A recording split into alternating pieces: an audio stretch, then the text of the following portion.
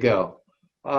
So the title of this talk is about simple questions for clever answers, and I gave it that title intentionally because this is about how to ask the basic questions, the who, why, when, where kind of questions that so often we skip because we're so clever. Okay. We think we're clever. We go into that job with all of the answers. And instead of, thinking about the simple questions, we jump right to the clever answers. And we have to avoid that because, you know, it's so tempting having been told all of our lives how clever we are, how we're the smartest and we're the best. We went to the good universities. We learned multiple languages. We got that feedback that, oh, you're going to be a lot smarter and more successful than the rest, and you can solve problems faster than the rest. And we keep on getting this, and it happens to be true.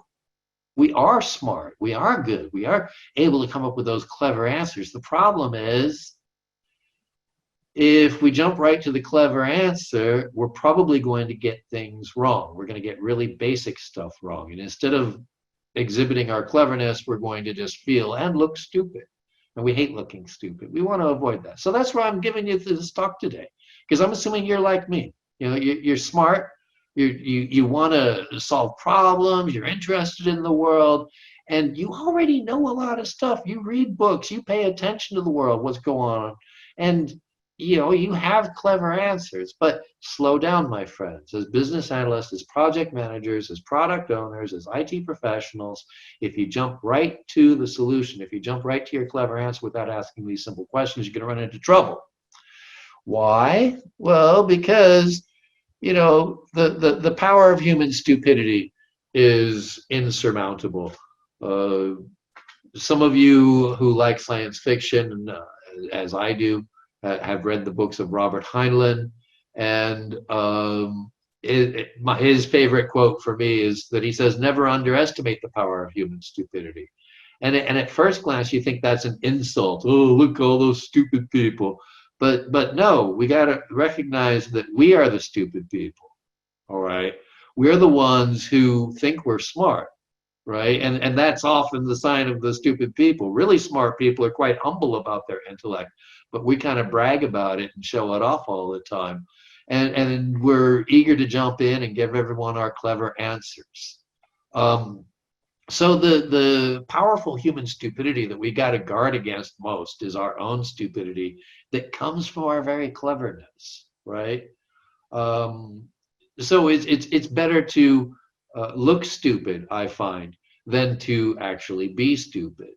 And how do we avoid being stupid while perhaps looking stupid?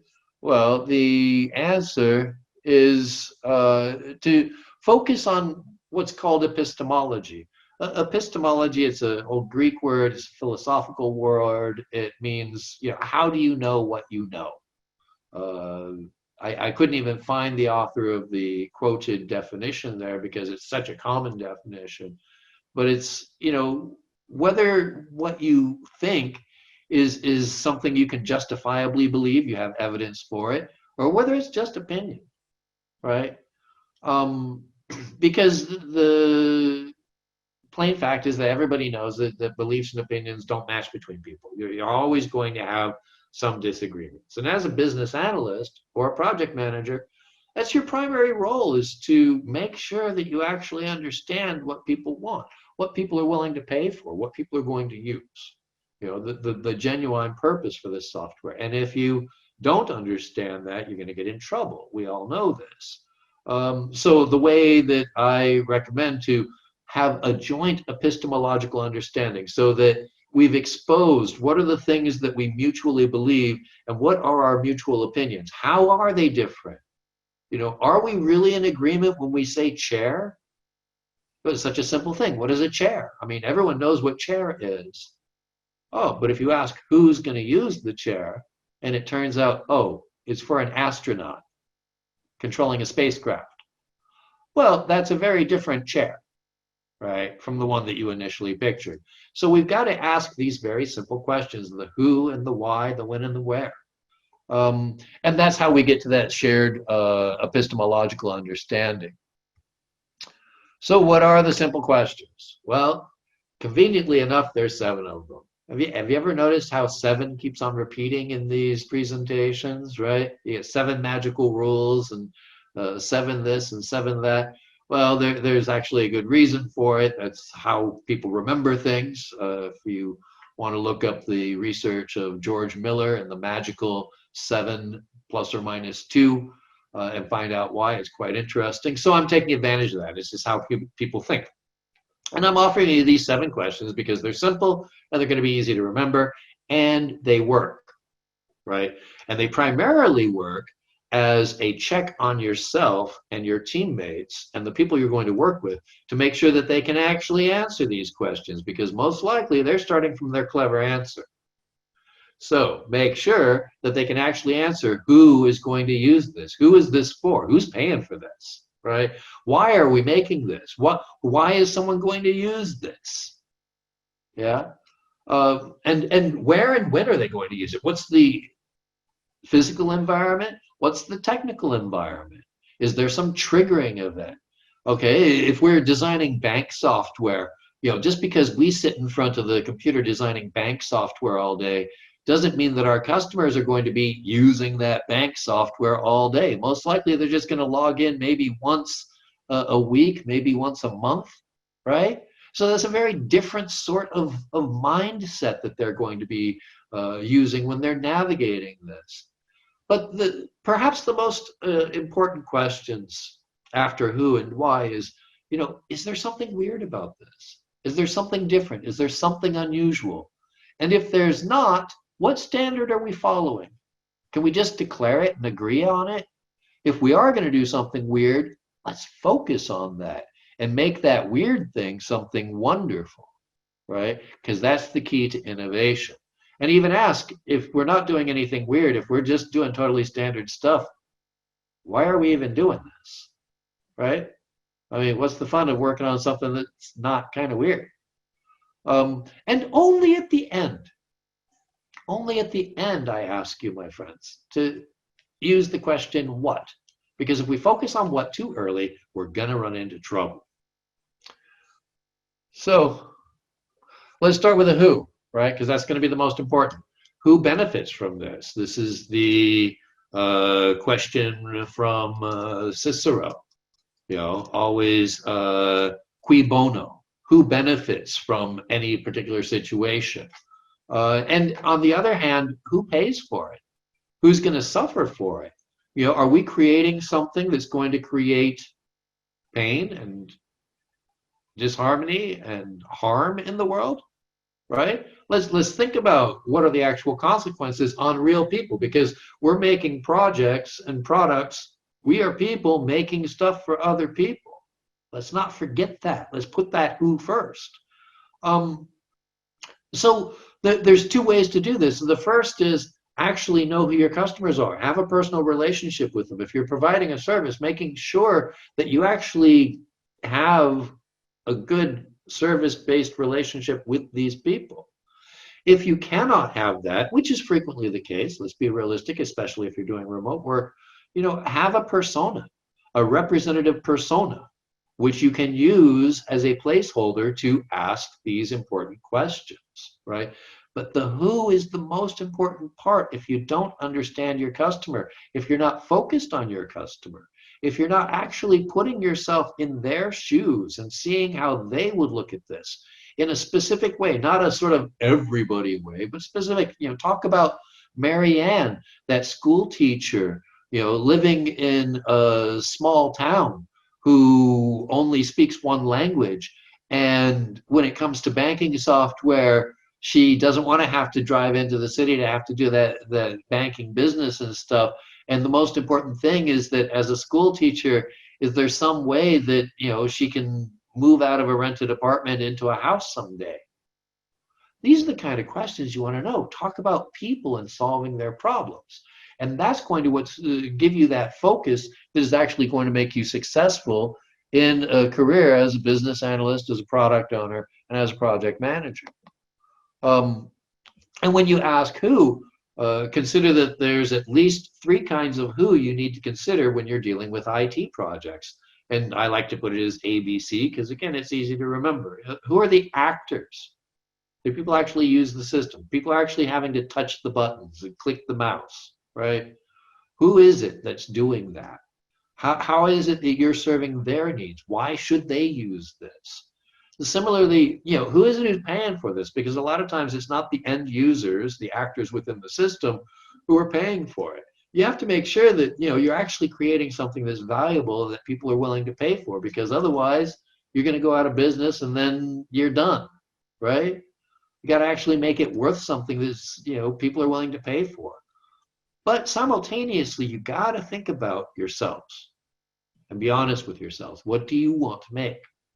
What is it that's going to actually allow you to create something valuable in this world? As creators, we make choices, and our voice in that creative process matters, because if we're doing something against our will, it's not going to turn out well. But if we're doing something with enthusiasm and interest, we can come up with something very clever.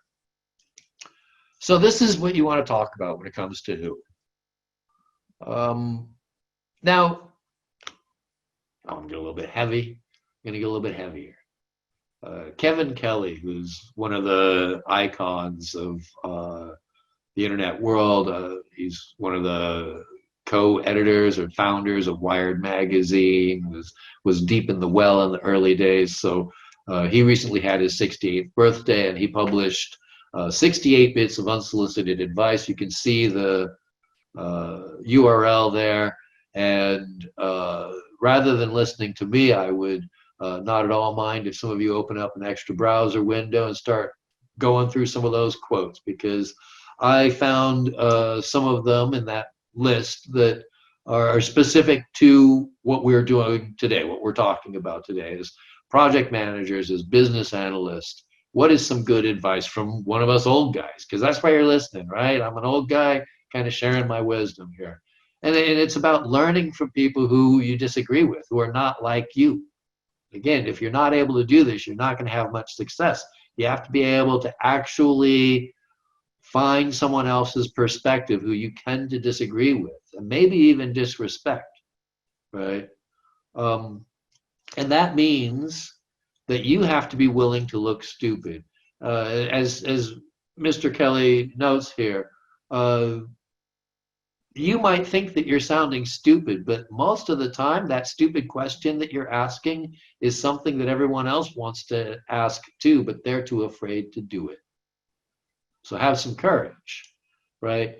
And that means the courage to not be the smartest person, being willing to maybe look foolish sometimes, and wherever possible, hang out with people smarter than yourself, people you can learn from, and people who disagree with you. That's going to be very important in your life if you actually want to learn something new. And as he's had a very long career in IT, he tells you the same thing I do, which is, think about your customers, your clients, the people you're working for, right? Don't worry about beating the competition. Worry about the people you're working for, not the people you're fighting against. Hell, they probably not even fighting against them. They might be your coworkers next week, right? Think about collaboration and cooperation over competition. And be optimistic. The world is a weird, messed up place, and it's going to get weirder and more messed up.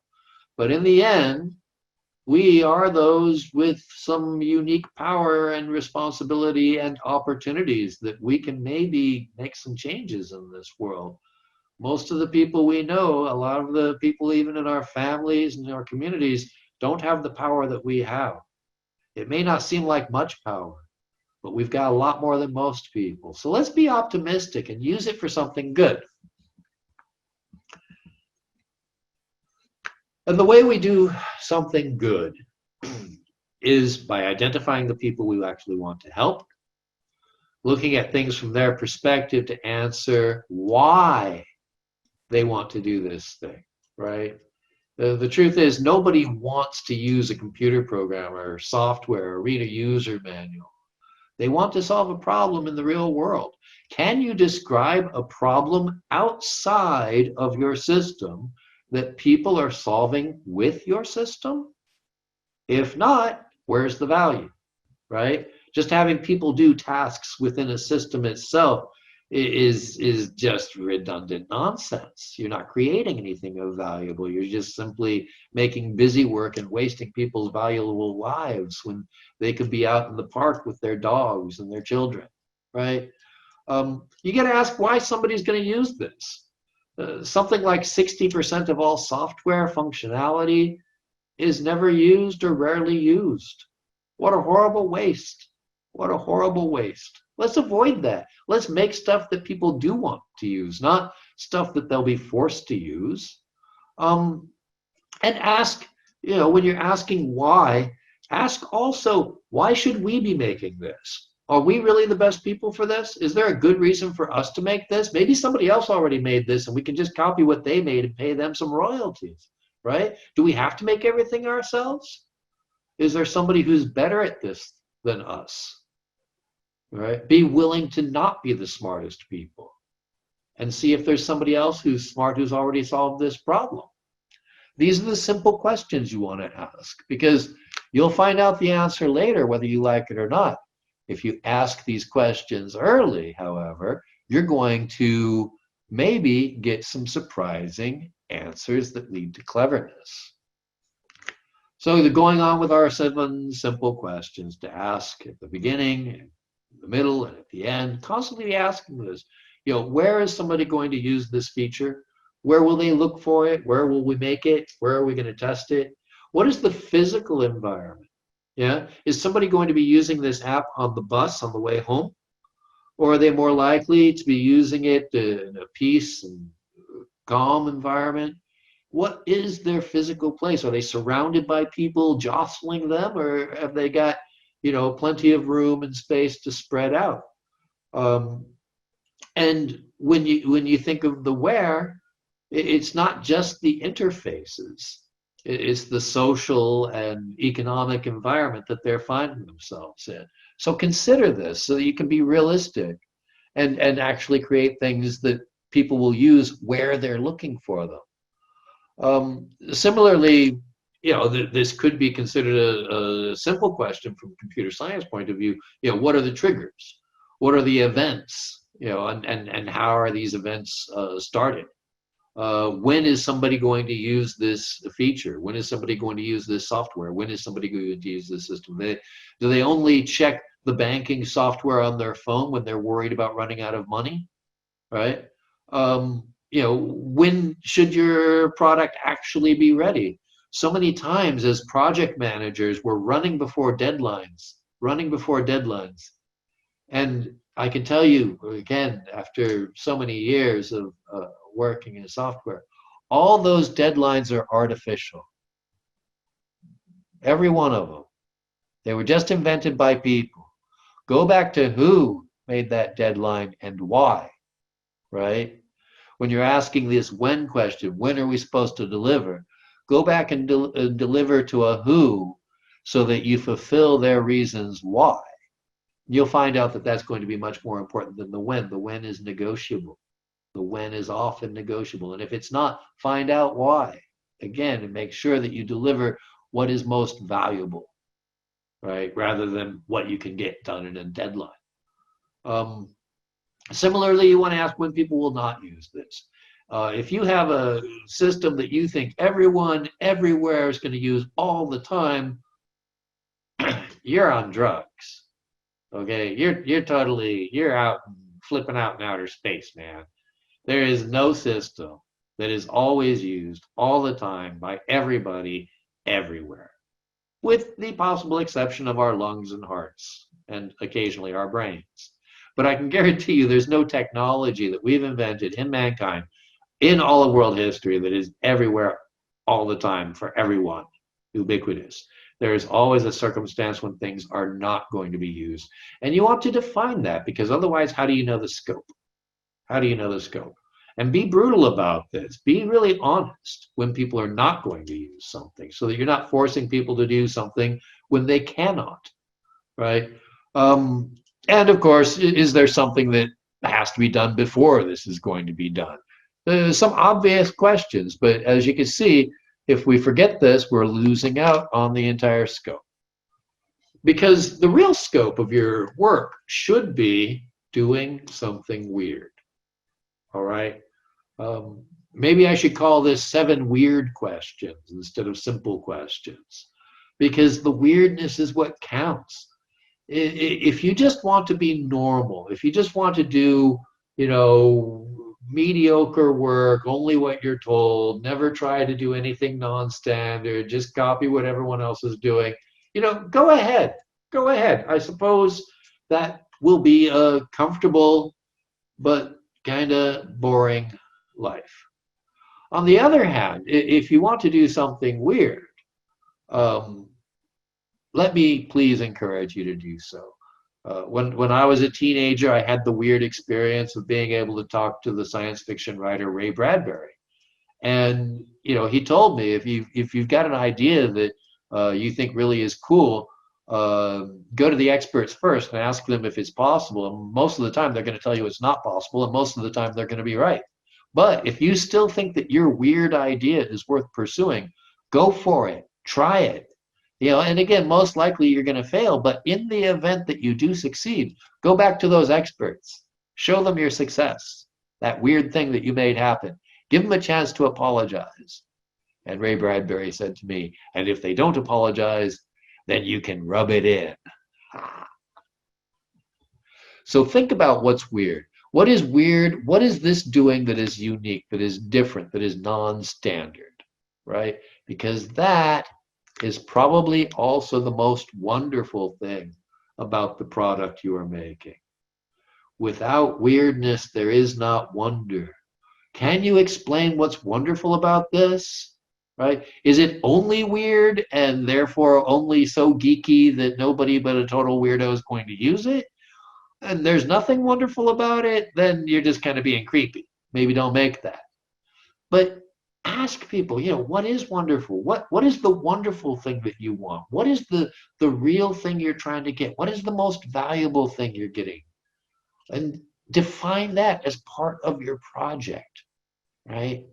Don't jump into your requirement specifications and project plans until you've answered these questions from various perspectives, not just your own, but from the perspective of the people who are going to be using your system. The administrators, the end users, the actors of your system. Make sure you're talking to the people who are paying for this project. Make sure you understand what wonderful thing they want. What wonderful thing they want. Do they expect a return on investment? Are they expecting to increase their user base? Are they expecting savings? What are they really expecting? What wonderful thing is it? Deliver that. Deliver that weird and wonderful thing, right? Because once you've answered these questions, now you're able to answer that obvious one that we too often start with, and it should come at the end. What is this? What is this, right? That is a consequence of answering who it's for, why they want to use it, when and where they're going to use it, what's weird about it, and what's wonderful.